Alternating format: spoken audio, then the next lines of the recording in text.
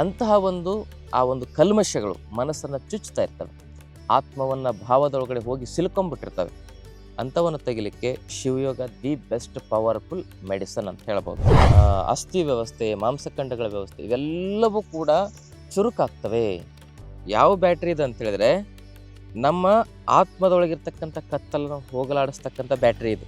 ಜಾತಿ ಭೇದ ಮಾಡೋದು, ಮತ್ತು ಗಂಡು ಹೆಣ್ಣು ಭೇದ ಮಾಡೋದು, ಬಡವ ಶ್ರೀಮಂತ ಭೇದ ಮಾಡೋದು, ವರ್ಣ ಭೇದವನ್ನು ಮಾಡೋದು, ಹಾಗೂ ನಮ್ಮಲ್ಲಿ ಆಶ್ರಮ ಭೇದ ಮಾಡೋದು.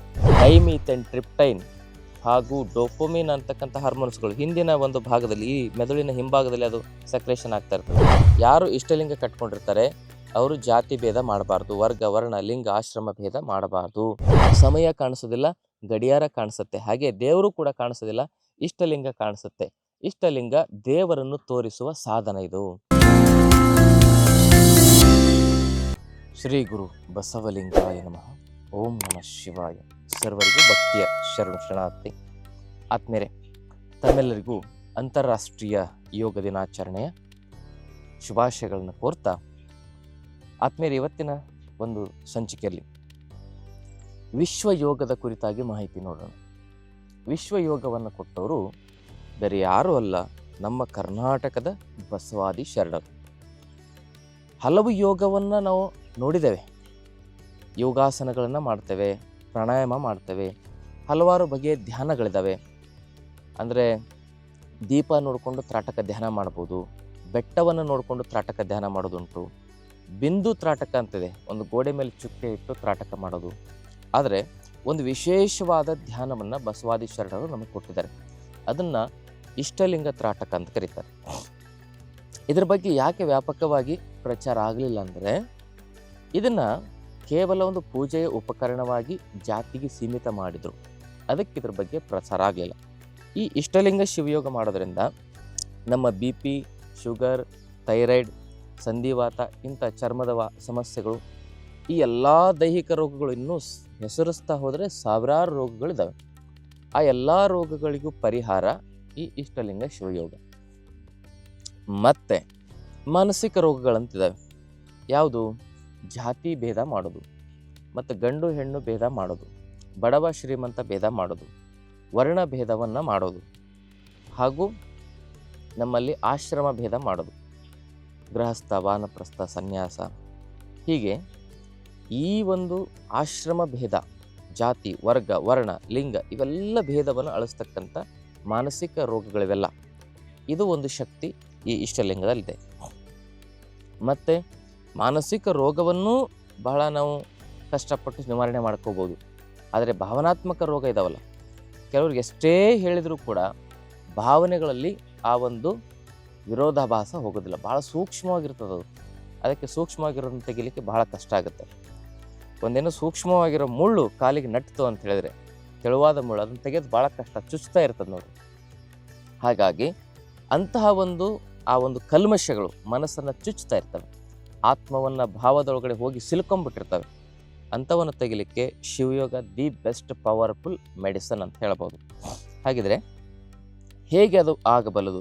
What is the evidence? Scientific evidence ಮೂಲಕ ದೈಹಿಕ ರೋಗ, ಮಾನಸಿಕ ರೋಗ, ಭಾವನಾತ್ಮಕ ರೋಗವನ್ನು ನಿವಾರಣೆ ಮಾಡತಕ್ಕಂಥ ಶಕ್ತಿ ಇಷ್ಟಲಿಂಗಕ್ಕೆ ಹೇಗಿದೆ ಅನ್ನೋದನ್ನು ಈಗ ತಿಳ್ಕೊಳ್ಳೋಣ. ನೋಡಿ, ಇದು ಇಷ್ಟಲಿಂಗ ಅಂದರೆ ಇದನ್ನು ಅಷ್ಟಬಂಧಗಳ ಮೂಲಕ ಮಾಡಿರ್ತಾರೆ. ಅಂಟ, ರಾಳ, ಚಂದ್ರಕಾಂತ ಶಿಲೆ, ರುಮಾಮಸ್ತಕಿ, ಆಮೇಲೆ ಗೇರು ಬೀಜದ ಎಣ್ಣೆ, ಅದರ ಜೊತೆಗೆ ಆಕಳ ತುಪ್ಪದ ಕಾಡಿಗೆ, ಆಮೇಲೆ ಚಂದ್ರಕಾಂತ ಶಿಲೆ ಅಂತ ಹಾಕಿರ್ತಾರೆ. ಇವಿಷ್ಟೆಲ್ಲ ಅಷ್ಟಬಂದಿಗಳನ್ನು ಹಾಕಿ ಈ ಒಂದು ಇಷ್ಟಲಿಂಗವನ್ನು ತಯಾರು ಮಾಡಿರ್ತಾರೆ.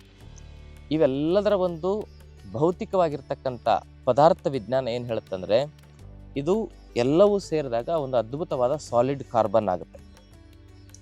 ವಿಜ್ಞಾನ ಏನು ಹೇಳುತ್ತೆ, ಸಾಲಿಡ್ ಕಾರ್ಬನ್ ಎಲ್ಲಿರುತ್ತೆ ಅಲ್ಲಿ ಅದು ಎಲೆಕ್ಟ್ರಾನ್ಸ್ಗಳನ್ನು ಹಿಡಿದಿಟ್ಕೊಳ್ತದೆ. ಕಾರ್ಬನ್ಗೆ ಏನಿದೆ ಶಕ್ತಿ, ಎಲೆಕ್ಟ್ರಾನ್ಸ್ಗಳನ್ನು ಹಿಡಿದಿಟ್ಕೊಳ್ಳೋ ಶಕ್ತಿ ಇದೆ. ಅದಕ್ಕೆ ನೋಡಿ, ನೀವು ಬ್ಯಾಟ್ರಿ ಸೆಲ್ಗಳಲ್ಲಿ ಕಪ್ಪು ಕಲರ್ ಹಾಕಿರ್ತಾರೆ, ಕಪ್ಪು ಕಲರ್ದು ಕಾರ್ಬನ್ ಇರ್ತದೆ, ಅಲ್ಲಿ ಎಲೆಕ್ಟ್ರಾನ್ಸ್ಗಳನ್ನ ಹಿಡಿದಿಟ್ಕೊಡ್ತದೆ.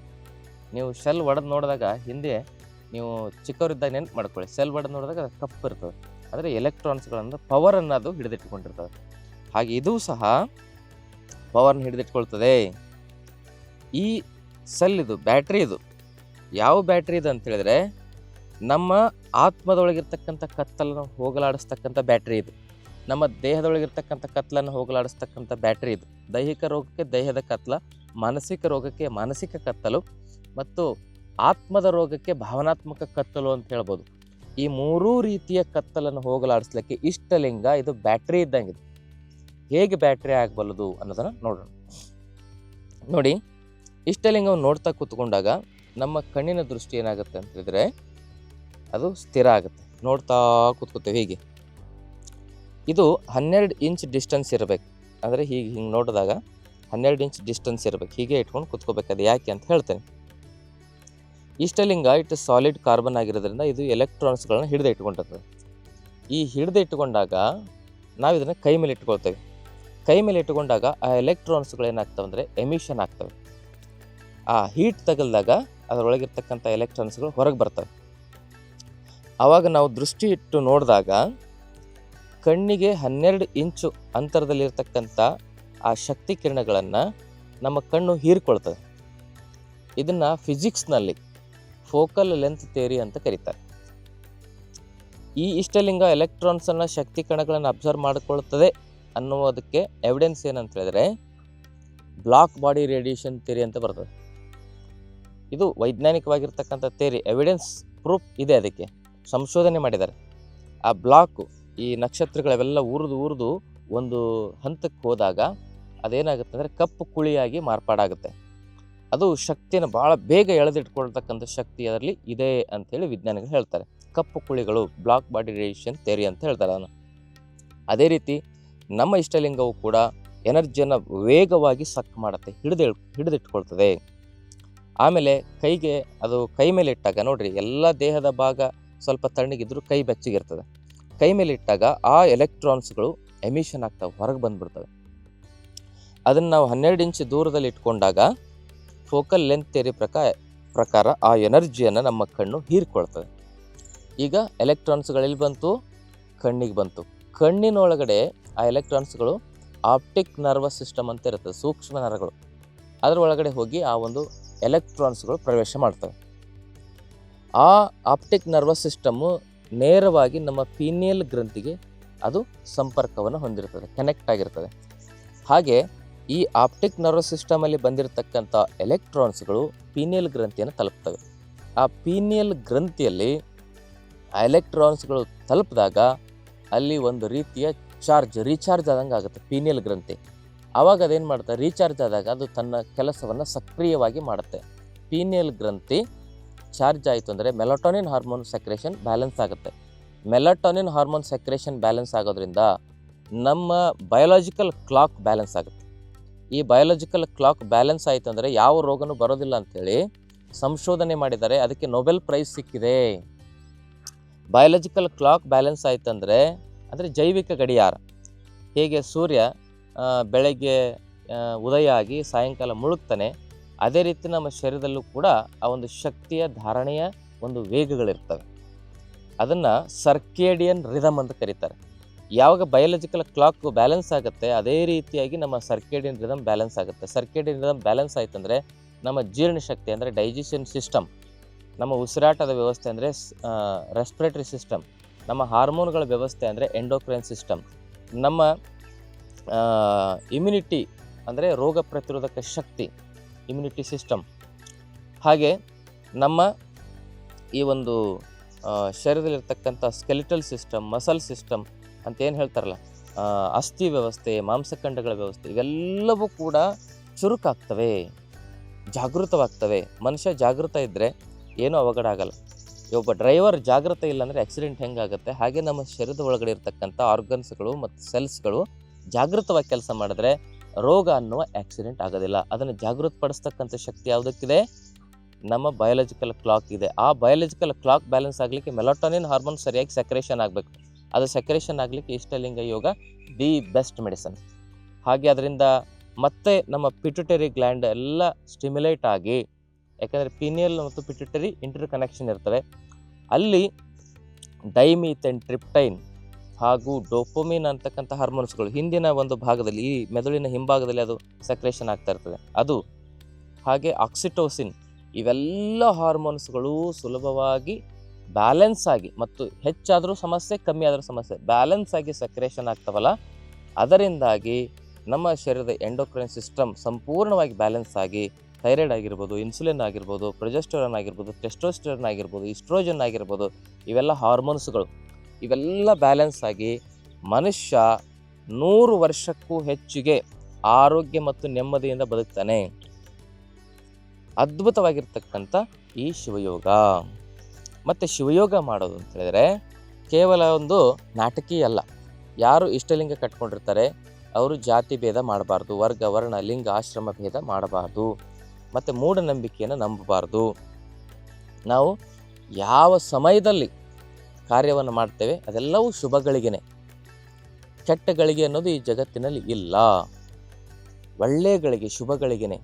ಅದಕ್ಕೆ ಶಿವಯೋಗ ಮಾಡುವವರಿಗೆ ಕೊನೆವರೆಗೂ ಶುಭಗಳಿಗೆ. ಬೆಳಗ್ಗೆದ್ದು ಮಾಡಬೇಕು. ಇದನ್ನು ಬೆಳಗ್ಗೆ ಮಾಡೋದ್ರಿಂದ ಎಲೆಕ್ಟ್ರಾನ್ಸ್ಗಳು ದಟ್ಟವಾಗಿ ಬೆಳ್ತಿರ್ತವೆ. ಬೆಳಗ್ಗೆದ್ದು ಸೈಲೆಂಟ್ ಇರ್ತದೆ. ಯಾರು 3:20ಕ್ಕೆ ಈ ಸಾಧನೆಯನ್ನು ಶುರು ಮಾಡ್ತಾರೆ, 1 ತಿಂಗಳು ಮಾಡಿ ನೋಡಿ, ನೀವು ನನಗೆ ಪತ್ರ ಬರಿತೀರಿ. ನಿಮ್ಮ ಮನಸ್ಸು ವಿಕಾಸ ಆಗಿರ್ತದೆ, ನಿಮ್ಮ ದೈಹಿಕ ಆರೋಗ್ಯ ಸರಿಯಾಗಿರ್ತದೆ, ಗೊಂದಲಗಳು ಸರಿಯಾಗಿರ್ತವೆ. ನಿಮ್ಮ ಇಡೀ ಮನೆ ಏನಾಗುತ್ತೆ ಅಂದರೆ ಮಹಾಮನೆ ಆಗುತ್ತೆ. ಮಹಾಮನೆ ಅಂದರೆ ದೊಡ್ಡ ಮನೆ ಅಲ್ಲ, ಭವ್ಯ ಮನೆ ಅಲ್ಲ, ದಿವ್ಯ ಮನೆ ಆಗಿರುತ್ತೆ. ಬಸವಣ್ಣನವ್ರು ಏನು ಕಟ್ಟಿದ್ರು? ಮಹಾಮನೆ ಕಟ್ಟಿದ್ರು, ಅನುಭವ ಮಂಟಪ ಕಟ್ಟಿದ್ರು. ಜ್ಞಾನಗಳ ಮಂಟಪ, ಆಮೇಲೆ ಪಂಡಿತರ ಮಂಟಪವನ್ನು ಕಟ್ಟಲಿಲ್ಲ ಅವರು, ಅನುಭವ ಮಂಟಪ. ಅಲ್ಲಿ ಯಾರು ಇರ್ತಿದ್ರು ಚರ್ಚೆ ಮಾಡಲಿಕ್ಕೆ? ಮಾದಾರ ಚೆನ್ನಯ್ಯ, ಡೋಹಾರ ಕಕ್ಕಯ್ಯ, ಸಮಗಾರ ಹರಳಯ್ಯ, ನೂಲಿಯ ಚಂದಯ್ಯ, ಒಕ್ಕಲಿಗ ಮುದ್ದಣ್ಣ, ತುರಗಾಯಿ ರಾಮಣ್ಣ, ಕುಂಬಾರ ಗುಂಡಯ್ಯ, ಮೇದಾರ ಕೇತಯ್ಯ, ಕುರುಬವೀರ ಗೊಲ್ಲಾಳ, ಒಕ್ಕಲಿಗ ಮುದ್ದಣ್ಣ, ಹೀಗೆ ಎಲ್ಲ ವರ್ಗವರ್ಣದವರು ಕೂಡ ಅಲ್ಲಿ ಸೇರ್ತಿದೆ. ಜಾತಿ ಅನ್ನೋದು ಮನುಷ್ಯ ಮಾಡಿತ್ತು ನೋಡಿ. ಎಲ್ಲರಿಗೂ ರಸ, ರಕ್ತ, ಮಾಂಸ, ಮೇದ, ಅಸ್ಥಿ, ಮಜ್ಜೆ, ಶುಕ್ರ ಅನ್ನೋ ಸಪ್ತಧಾತುಗಳು ಎಲ್ಲರ ಶರೀರದಲ್ಲಿ ಇರ್ತವೆ. ವಾತ, ಪಿತ್ತ, ಕಫ ಅನ್ನೋ ತ್ರಿದೋಷಗಳು ಎಲ್ಲರ ಶರೀರದಲ್ಲಿ ಇರ್ತವೆ. ಎಲ್ಲರಿಗೂ 2 ಕಣ್ಣೇ ಇರುತ್ತೆ, 2 ಕಿವಿನೇ ಇರುತ್ತೆ, 2 ಮೂಗಿನ ಹೊಳ್ಳೆನೇ ಇರ್ತದೆ. ದೈಹಿಕ ಆಕಾರದಲ್ಲಿ ಯಾವುದು ವ್ಯತ್ಯಾಸ ಇಲ್ಲ. ದೇಹದ ಒಳಗಡೆ ಬ್ಲಡ್ ಇರ್ತದೆ, ಅದು ರಕ್ತ ಕೆಂಪಿಗೆ ಇರ್ತದೆ. ಕೆಲವ್ರದ್ದು ಹಸಿರು, ಕೆಲವ್ರದ್ದು ನೀಲಿ ಕಲರ್ ಇರಬೇಕಾಗಿತ್ತಲ್ಲ ಜಾತಿಗೆ ಅನುಗುಣವಾಗಿ. ಅದಕ್ಕೆ ಸಪ್ತಧಾತುಂ ಸಮಂ ಪಿಂಡಂ ವರ್ಣಾನಾಂ ಕಿಂ ಪ್ರಯೋಜನಂ ಅಂತ ಶರಣರು ಪ್ರಶ್ನೆ ಮಾಡ್ತಾರೆ. ವರ್ಣ ಭೇದ, ವರ್ಗ ಭೇದ, ಜಾತಿ ಭೇದ, ಹೆಣ್ಣು ಗಂಡು, ಹೆಣ್ಣು ಮಕ್ಕಳು ಕನಿಷ್ಠ, ಹೆಣ್ಣುಮಕ್ಕಳು ಮಾಯೆ ಅಂತಾರೆ. ಹೆಣ್ಣುಮಕ್ಕಳು ತಾಯಿ ಜನ್ಮ ಕೊಡ್ತಾಳೆ. ಆಮೇಲೆ ಮಣ್ಣು ಮಾಯೆ ಅಂತಾರೆ, ಮಣ್ಣು ಅನ್ನ ಕೊಡುತ್ತೆ, ಅದು ತಾಯಿನೇ. ಹೊನ್ನು ಅದು ಮಾಯೆ ಹೆಂಗಾಗುತ್ತೆ? ನಮ್ಗೆ ಆಪತ್ಕಾಲದಲ್ಲಿ ಹಾರ್ಟ್ ಅಟ್ಯಾಕ್ ಆದಾಗ ಮುತ್ತೂಟ್ ಫೈನಾನ್ಸಲ್ಲಿದ್ದರೆ ದುಡ್ಡು ಬರ್ತದೆ. ಹಾಗೆ ಹೆಣ್ಣು ಹಣ್ಣು ಮಣ್ಣು ಮಾಯೆ ಅಲ್ಲ, ಮನಸ್ಸಿನ ಮುಂದಿನ ಆಸೆನೇ ಮಾಯೆ ಅಂತೇಳಿ ಶರಣರು ನಮಗೆ ಹೇಳ್ತಾರೆ. ಅದಕ್ಕಾಗಿ ಇವೆಲ್ಲ ಮೂಢನಂಬಿಕೆ, ಕಂದಾಚಾರಗಳನ್ನು ನಾವು ಬಿಟ್ಟು ಶಿವಯೋಗ ಮಾಡಬೇಕು. ಎಲ್ಲವನ್ನು ಬೆಳಗ್ಗೆದ್ದು ನಮ್ಮ ಕಷ್ಟ ನಷ್ಟಗಳೆಲ್ಲವೂ ಈ ಒಂದು ಇಷ್ಟಲಿಂಗದ ಮುಂದೆ ಹೇಳ್ಕೋಬೇಕು. ಇಷ್ಟಲಿಂಗ ಅಂದರೆ ಶಿವ. ಇಷ್ಟಲಿಂಗ ಅಂದರೆ ಇದು ಪರಮಾತ್ಮನ ಒಂದು ಸ್ವರೂಪ. ಹೇಗೆ ಸೂರ್ಯ, ಚಂದ್ರ, ನಕ್ಷತ್ರ, ಆಕಾಶ, ಗ್ರಹ, ತಾರೆಗಳು, ಗ್ಯಾಲಕ್ಸಿ ಎಲ್ಲವೂ ರೌಂಡ್ ಶೇಪಲ್ಲಿದ್ದಾವೆ.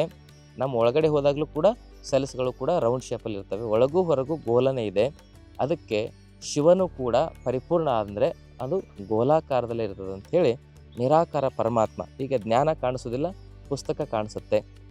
ಸಮಯ ಕಾಣಿಸೋದಿಲ್ಲ, ಗಡಿಯಾರ ಕಾಣಿಸುತ್ತೆ. ಹಾಗೆ ದೇವರು ಕೂಡ ಕಾಣಿಸೋದಿಲ್ಲ, ಇಷ್ಟಲಿಂಗ ಕಾಣಿಸುತ್ತೆ. ಇಷ್ಟಲಿಂಗ ದೇವರನ್ನು ತೋರಿಸುವ ಸಾಧನ ಇದು. ಇಷ್ಟಲಿಂಗವನ್ನು ನಾವು ದೃಷ್ಟಿ ಇಟ್ಟು ನೋಡಿದಾಗ ಈ ಒಂದು ಇಷ್ಟಲಿಂಗದಲ್ಲಿ ಒಂದು ಅದ್ಭುತವಾದ ಬೆಳಕಿನ ಪ್ರಕಾಶ ಕಾಣುತ್ತೆ. ಅದೇ ಒಂದು ದೈವಶಕ್ತಿ. ಆ ಬೆಳಕನ್ನು ನಾವು ಕಂಡ್ರೆ ನಮ್ಮ ಸ್ವಸ್ವರೂಪವನ್ನು ನಾವು ಕಂಡಾಗೆ. ಎಲ್ಲವನ್ನರಿತು ಫಲವೇನಯ್ಯ ತನ್ನ ತಾನರಿಯದನ್ನಕ್ಕ ಅಂತ ಹೇಳ್ತಾರೆ. ಹಾಗೆ ಸ್ವಸ್ವರೂಪವನ್ನು ಅರಿಲಿಕ್ಕೆ ಇಷ್ಟಲಿಂಗ ಒಂದು ಅದ್ಭುತವಾಗಿರ್ತಕ್ಕಂಥ ಸಾಧನ. ಇದನ್ನ ಇಟ್ಕೊಂಡು ಹೀಗೆ ತ್ರಾಟಕವನ್ನು ಮಾಡಬೇಕು. ನೇರ ಕೂತ್ಕೋಬೇಕು. ಮೊದಲು ಒಂದು 5 ನಿಮಿಷ ಮಂತ್ರ ಸ್ಮರಣೆಯನ್ನು ಮಾಡಿ, ಆಮೇಲೆ ಮಂತ್ರವನ್ನು ಕೂಡ ಮನಸ್ಸಿನಲ್ಲೇ ಹೇಳ್ತಾ ನಾವೇನು ಮಾಡಬೇಕು, ಇಷ್ಟಲಿಂಗವನ್ನು ದೃಷ್ಟಿ ಇಟ್ಟು ನೋಡಬೇಕು. ಮೊದಲು ಹೇಗೆ ಮಂತ್ರ ಹೇಳಬೇಕಂದ್ರೆ, ನಮ್ಮಲ್ಲಿ ಮೂಲಾಧಾರ ಚಕ್ರ, ಸ್ವಾಧಿಷ್ಠಾನ ಚಕ್ರ, ಮಣಿಪೂರಕ ಚಕ್ರ, ಅನಾಹತ ಚಕ್ರ, ವಿಶುದ್ಧಿ ಚಕ್ರ, ಆಜ್ಞಾ ಚಕ್ರ, ಸಹಸ್ರಾರ ಚಕ್ರ, ಶಿಖಾ ಚಕ್ರ ಮತ್ತು ಪಶ್ಚಿಮ ಚಕ್ರ ಅನ್ನುವ ಅಣುಚಕ್ರ, ನವಚಕ್ರಗಳಿರ್ತವೆ. ಇವೆಲ್ಲ ಚಕ್ರಗಳನ್ನ ಜಾಗೃತಿ ಮಾಡಲಿಕ್ಕೆ 9 ಮಂತ್ರಗಳಿದ್ದಾವೆ. ಅದು ಯಾವುದು ಅಂತ ಹೇಳಿದ್ರೆ, ನಮ ಶಿವಾಯ, ಓಂ ಬಸವ, ನಮ ಶಿವಾಯ, ಓಂ ಬಸವ. ಹೀಗೆ ಒಂದು 5 ನಿಮಿಷ ಸ್ಮರಣೆ ಮಾಡಿ ಆಮೇಲೆ ಸೈಲೆಂಟಾಗಿ ಕೂತ್ಕೊಂಡು ಇದೇ ಮಂತ್ರವನ್ನು ಉಸಿರು ತೆಗೆದುಕೊಳ್ತಾ ಮನಸ್ಸಿನಲ್ಲೇ ಹೇಳಬೇಕು, ಉಸಿರು ಬಿಡ್ತಾ ಮನಸ್ಸಿನಲ್ಲೇ ಹೇಳಬೇಕು. ಹಾಲಿನಿಂದೊಡೆ ಸುಳಿದು ಸೂಸುವ ಗಾಳಿ ನಿಲ್ಲುವುದು, ಗಾಳಿ ನಿಲೆ ಮನ ನಿಲ್ಲುವುದು, ಮನ ನಿಲೆ ಬಿಂದು ನಿಲ್ಲುವುದು, ಬಿಂದು ನಿಲೆ ಕಾಲ ಕರ್ಮವ ಗೆದ್ದು ಮಾಯ ಹೆಸರಿಲ್ಲದೆ ದೆಸೆಗೆಟ್ಟು ಓಡುವುದು. ರಿಲ್ಯಾಕ್ಸ್. ಹೀಗೆ ಇದನ್ನು ಸುಮ್ಮನೆ 1 ನಿಮಿಷ ತೋರಿಸ್ತೇನೆ ನಿಮಗೆ. ಇದನ್ನು ಕನಿಷ್ಠ ಪಕ್ಷ ಪ್ರತಿದಿನ 15 ನಿಮಿಷ ಮಾಡಿ. 3 ತಿಂಗಳುಗಳ ಕಾಲ ಇದನ್ನು ಮಾಡಿ. 3:20ರಿಂದ ನೀವು 5 ಗಂಟೆ ಒಳಗಡೆ ಹೇಳ್ಬೇಕು. 3:20ಕ್ಕೆ ಎದ್ರೆ ಗೋಲ್ಡನ್ ಅಪಾರ್ಚುನಿಟಿ ಅವರಿಗೆ. ಅವ್ರು ಏನು ಅನ್ಕೋತಾರೆ ಜೀವನದಲ್ಲಿ ಎಲ್ಲ ಹಾಗೆ ಆಗುತ್ತೆ. ಅದ್ಭುತವಾಗಿರ್ತಕ್ಕಂಥ ಶಿವಯೋಗ ಸಿದ್ಧಿ ಇದರಲ್ಲಿದೆ. ಮನುಷ್ಯ ದೇವರಾಗ್ಬೋದು. ಅಂಥ ಗೋರಕ್ಷನಾಥರು, ನವನಾಥರಲ್ಲಿ ಅಗ್ರಗಣ್ಯನಾಥರು, ಹಠಯೋಗದಲ್ಲಿ ಭಾಳ ಸಾಧನೆ ಮಾಡಿರೋರೆ ಅಲ್ಲಮ ಪ್ರಭುಗಳು ಈ ಶಿವಯೋಗದ ಬಗ್ಗೆ ಹೇಳಿ ತೋರಿಸಿದಾಗ ಆ ಒಂದು ಶಿವಯೋಗದ ಮಹಿಮೆಯನ್ನು ಕೇಳಿ ವಾಪಸ್ ಏನು ಮಾಡ್ತಾರೆ, ಆ ಹಠಯೋಗವನ್ನು ಬಿಟ್ಟು ಶಿವಯೋಗವನ್ನು ಮಾಡಿ ವಚನ ಬರ್ತಾರೆ. ಅಂದರೆ ಅಂಥ ಯೋಗಿಗಳೇ ಶಿವಯೋಗವನ್ನು ಒಪ್ಕೊಂಡಿದ್ದಾರೆ. ಅಂದರೆ ಶಿವಯೋಗದ ಪವರ್ ಏನಂತ ನಮಗಿನ್ನೂ ಗೊತ್ತಾಗಿಲ್ಲ. ನಾವು ಕನ್ನಡಿಗರು, ಇದು ಕನ್ನಡಿಗರ ಯೋಗ. ಈ ವಿಡಿಯೋನ ಈ ವಿಶ್ವದಾದ್ಯಂತ ನಾವು ತಲುಪಿಸಬೇಕಾಗಿದೆ. ಅದಕ್ಕೆ ಎಲ್ಲರಿಗೂ ಈ ವಿಡಿಯೋ ಶೇರ್ ಮಾಡಿ, ಹಾಗೂ ಈ ವಿಚಾರವನ್ನು ಸರಿಯಾಗಿ ವೈಜ್ಞಾನಿಕವಾಗಿ ತಿಳ್ಕೊಂಡು ಎಲ್ಲರೂ ಇಷ್ಟಲಿಂಗ ಕಟ್ಕೋಬೋದು. ಇದಕ್ಕೆ ಜಾತಿ ಇಲ್ಲ. ಯಾವ ಜಾತಿಯವರು ಬೇಕಾದ್ರೂ ಕಟ್ಕೋಬೋದು. ಮೊಬೈಲ್ ಫೋನ್ ಇಟ್ಕೊಳ್ಳಿಕ್ಕೆ ಜಾತಿ ಇದೇನು? ಹಾಗೆಯೇ ಇದು ಒಂದು ಆಧ್ಯಾತ್ಮಿಕ ಮತ್ತು ವೈಜ್ಞಾನಿಕವಾಗಿರ್ತಕ್ಕಂಥ ಒಂದು ಉಪಕರಣ. ಇದು ದೇವರ ದರ್ಶನ ಮಾಡಿಸ್ತಕ್ಕಂಥ ಒಂದು ಅದ್ಭುತವಾಗಿರ್ತಕ್ಕಂಥ ಅಡ್ರೆಸ್. ಅದಕ್ಕೆ ಹೇಳ್ತಾರೆ ಗುಹೇಶ್ವರ ಲಿಂಗಕ್ಕೆ ವಿಳಾಸವಾದನಯ್ಯ ಸಂಗನ ಬಸವಣ್ಣ ಅಂತ ಅಲ್ಲಂಪ್ರಭು ಹೇಳ್ತಾರೆ.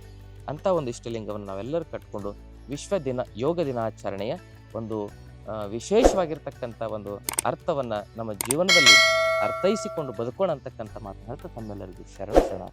ಇನ್ನಷ್ಟು ಆಯುರ್ವೇದ ಮತ್ತು ಯೋಗ ಚಿಕಿತ್ಸೆ ಟಿಪ್ಸ್ಗಾಗಿ Vaidyashree health tips channel subscribe ಮಾಡಿ, ಹಾಗೆ ಫೇಸ್ಬುಕ್, ಇನ್ಸ್ಟಾಗ್ರಾಂನಲ್ಲಿ ಫಾಲೋ ಮಾಡಿ.